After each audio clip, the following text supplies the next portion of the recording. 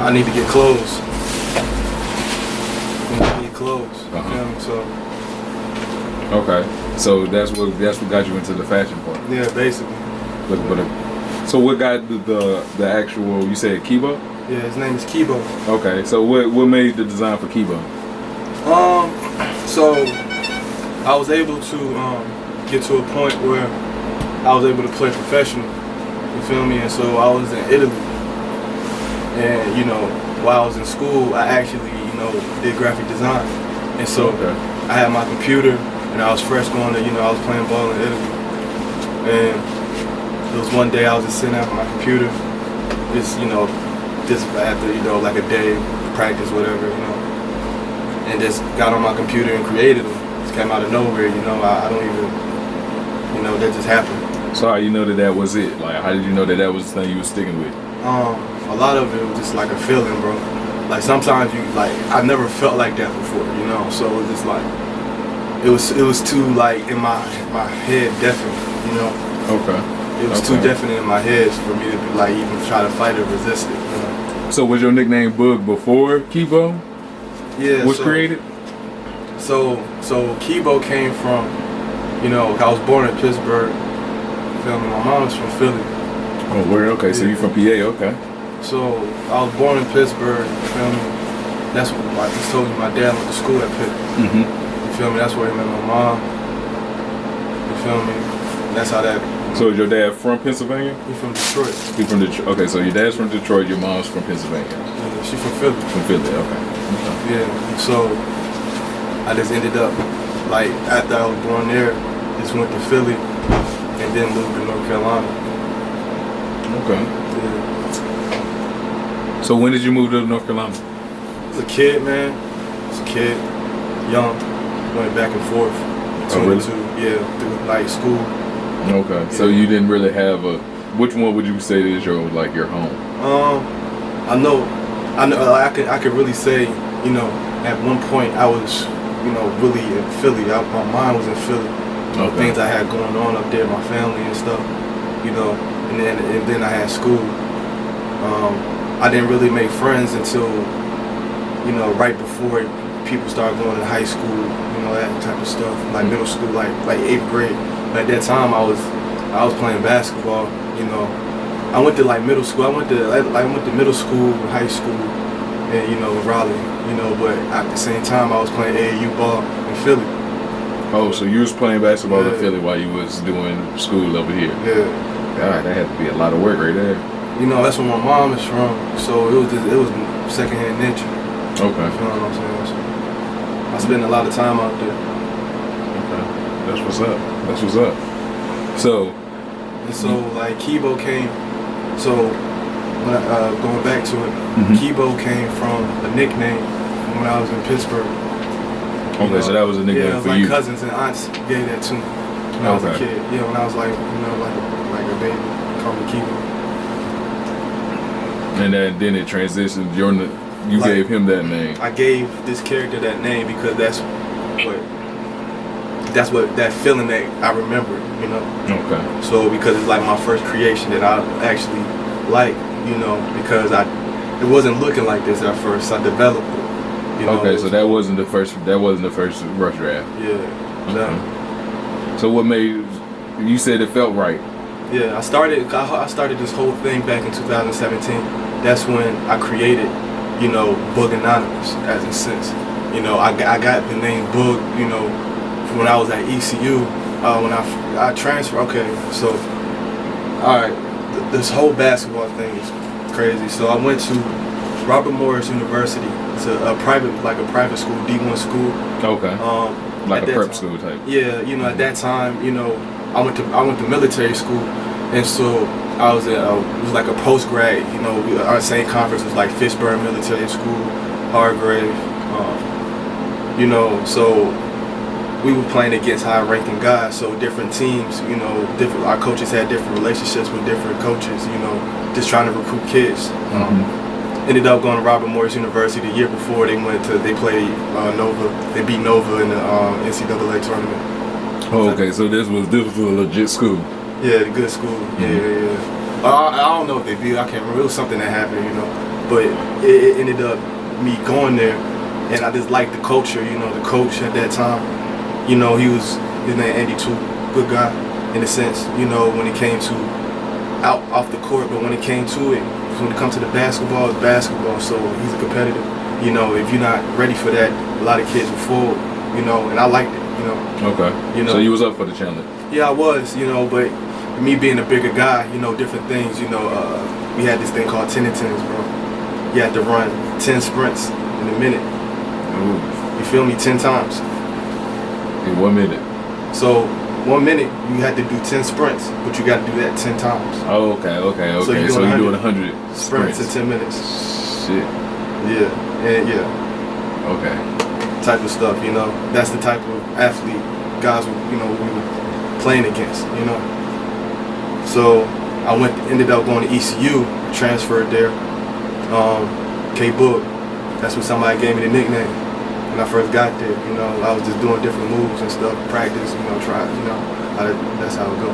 Okay. So what type of player would you say you are? I was a rebounder, big guy. I was real big. I was like 250 at one point. I'm probably around like 210. So you was okay. So you had some weight on you then. Yeah, I had a lot of weight. So what made you lose the weight? Vegan. So you're a vegan? Yeah, that's what ended up happening. Yeah, now, yeah. Okay. When did you start being a vegan? 2018, going into that transition. So it's been 3 years. What made that transition happen? That's around the time you was in Italy. Yeah, I've been trying different foods. Because after I went to Italy, I went to Peru. But okay, so you've been professional for a minute. Yeah. So I was blessed enough to still am blessed enough to travel and experience a lot of things a lot of people don't. And really take it. I really appreciate it. What are we talking about? We right now we just talking about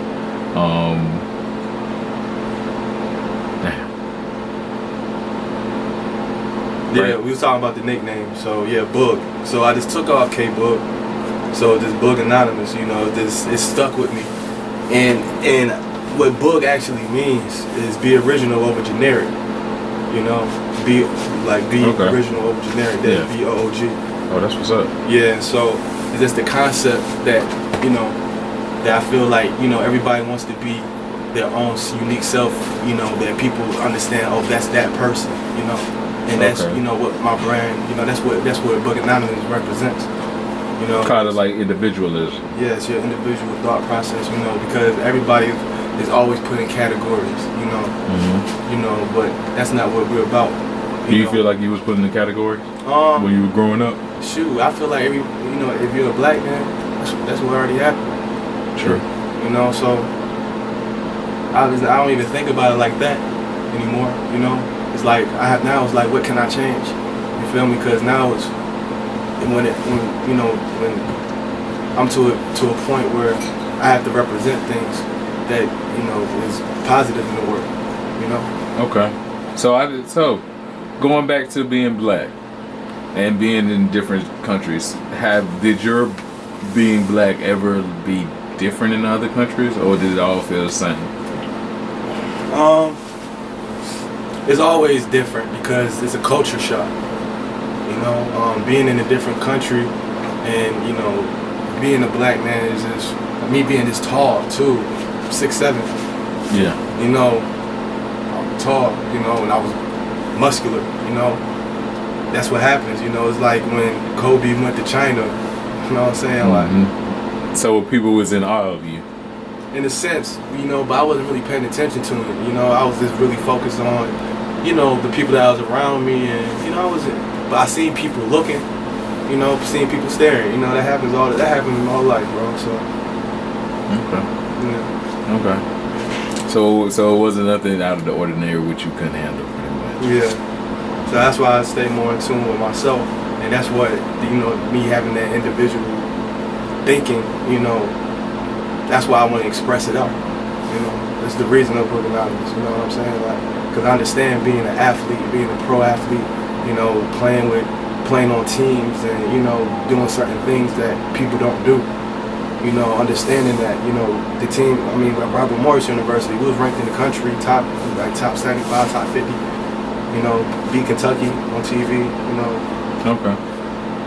So things like that, you know, that's how, like playing with like NBA players and stuff like that. So, you know, that's how it is. But I wanted people to understand that basketball wasn't only me. You know, that's where the individual thinking starts coming in. Like, what do you love? What do you want to put out in the world that you feel like makes sense to you? You know. And so you felt as if basketball didn't make sense to you? It did, but that's something that was always a common thing. That just because you're tall, you should play basketball. Okay, you know just because your dad played basketball, you should play basketball. Yeah, things like that. You know. But so what made you stop? My fault. What made you stop actually playing? It's just to a point, you know, body just break down too, bro. Had surgeries and all that stuff, bro. You just think about the longevity of things too.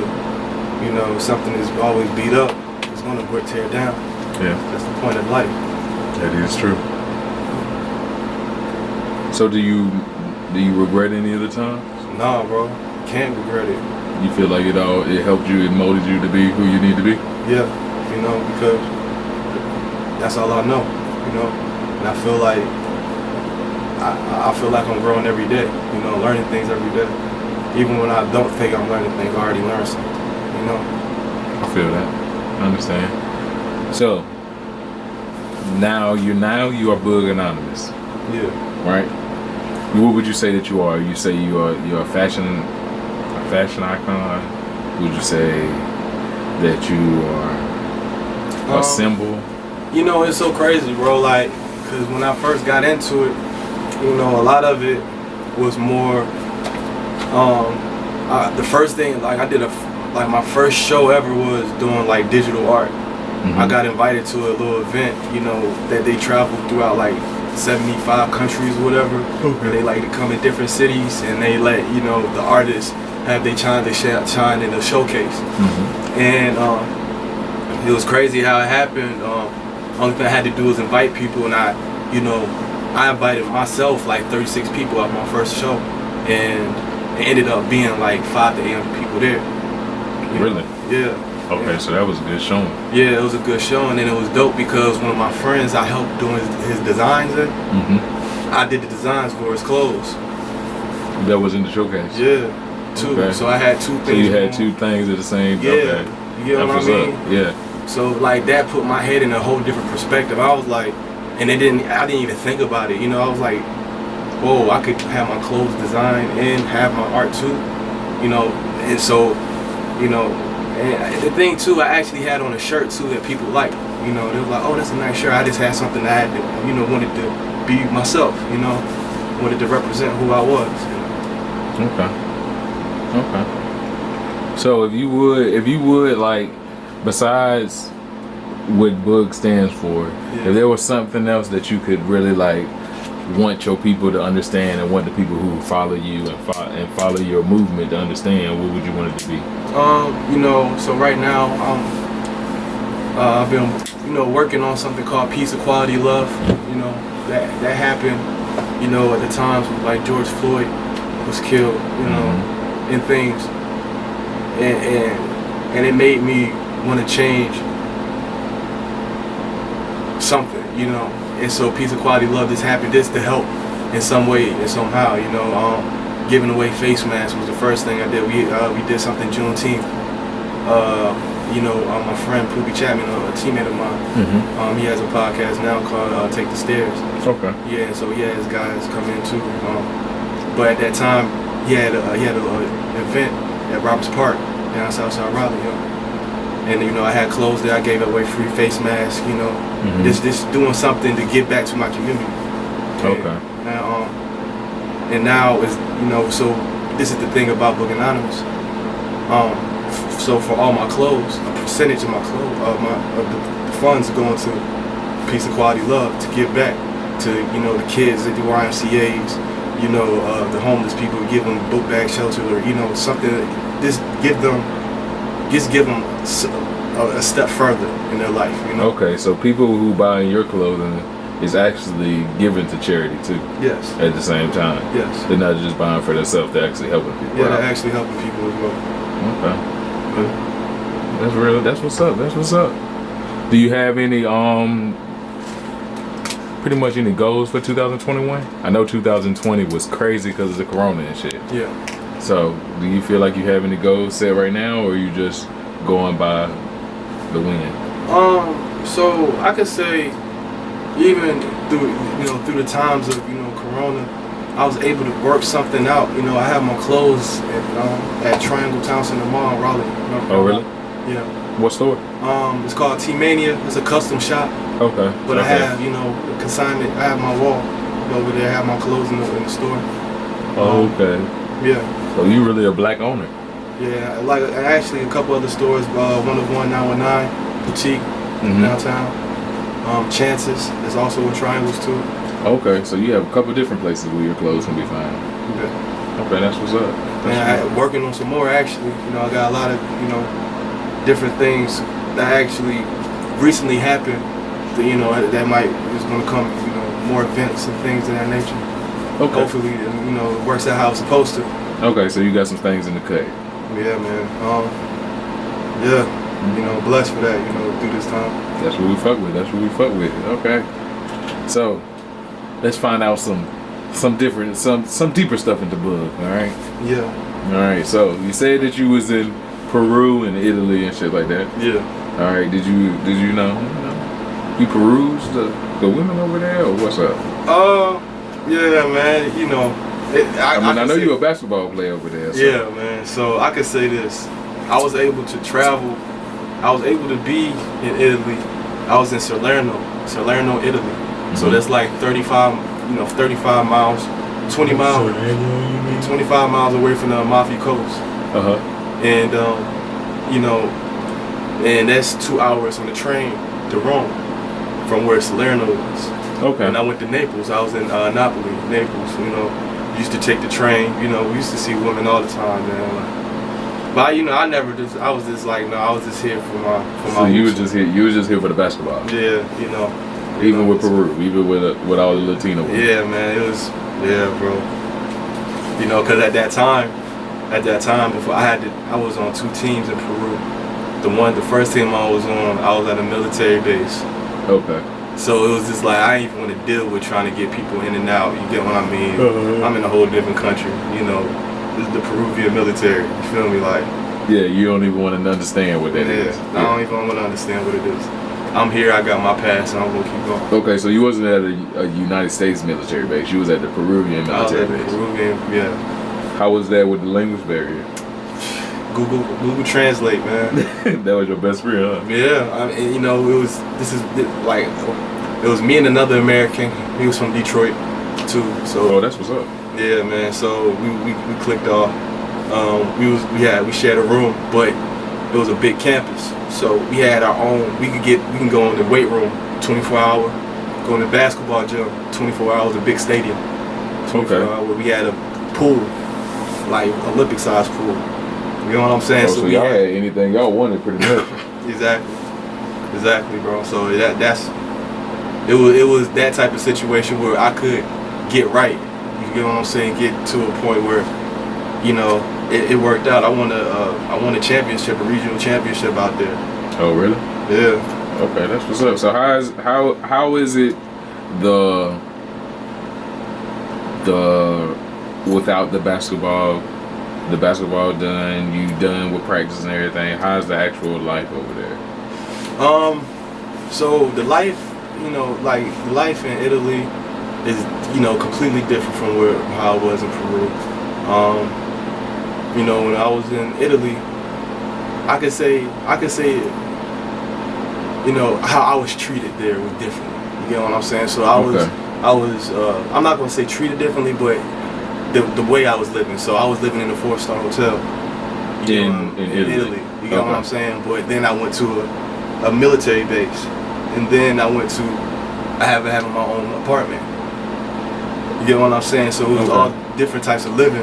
You know, it was all different, you know, but it was still a good time. I learned a lot from different people, you know. Different people were really actually amazed and happy to have me. Really? You know, so... Did you learn some of the language over there? Yeah, definitely. You know, Italian and Spanish, you know. How long were you in there? You like this for a year. For a year? Like a season. Okay. And how long were you in Peru? Usually a season probably like 6 to 8 months. And how long was you in Peru? Maybe 10, depending. You was like in 10 in Peru? Yeah, in Peru I was there for like 4 months, 4 or 5 months. Okay. Yeah, different seasons and stuff like that I was doing that. Okay, so what year did you move back around here? 2018. And why did you choose to move back to Raleigh and not to PA? Actually, I was in Philly first. Oh, so you did go back to Philly? I went back to Philly. I was in Philly for a little bit. Then I came back down to North Carolina, and it was just really like, what am I doing? Because what happened from me doing that showcase back in 2017, 18, then I went to having a fashion show. Okay.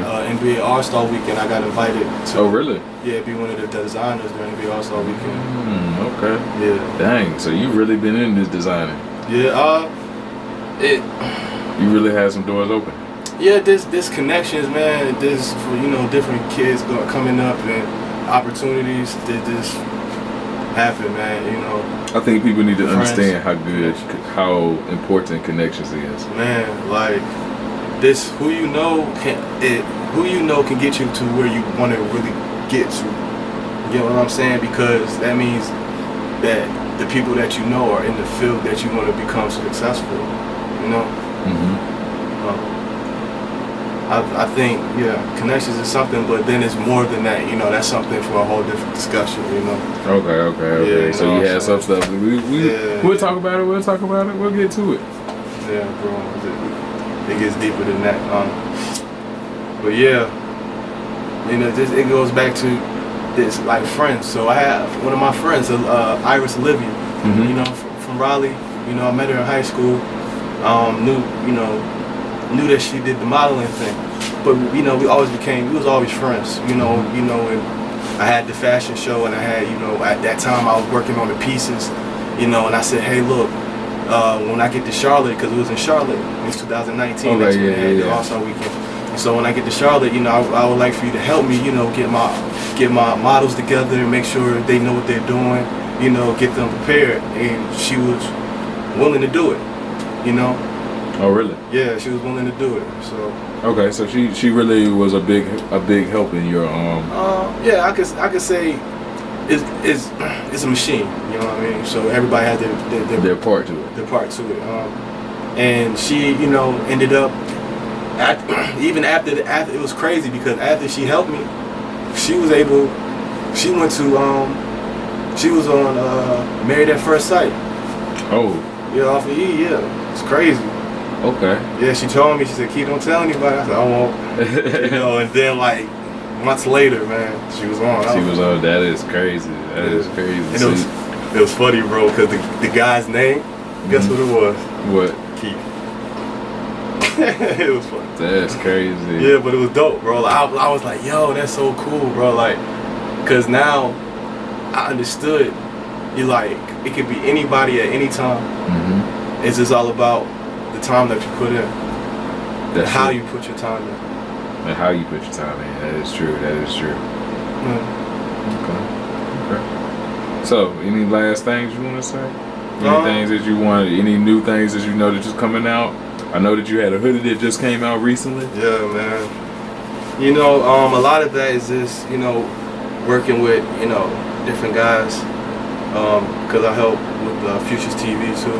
Okay. You know, so you know, working with different artists, mainstream or local, you know, just figuring that out. And you know, depending on who it is, I give the clothes to them.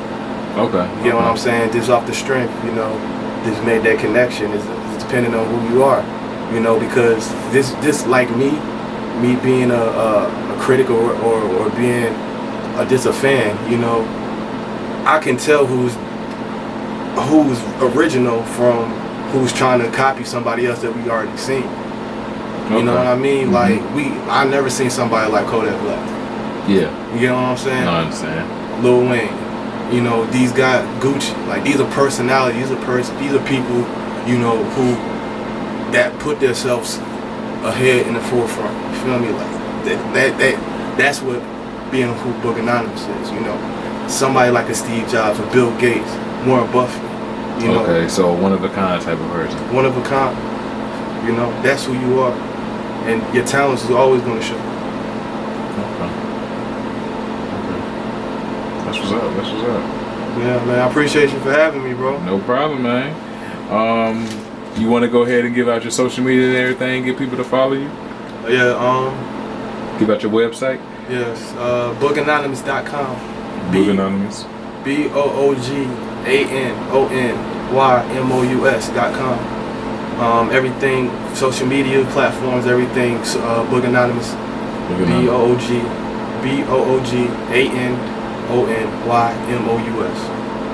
All right, dear man. Have a good one. Yeah, you too. All right. Shimala. Hey. Shit. Hey, let me do Rockin' with In the Cut Studio. You feel me? Like, Okay. Nigga, I don't know how to do that. God damn. I hope it didn't die. No, I didn't.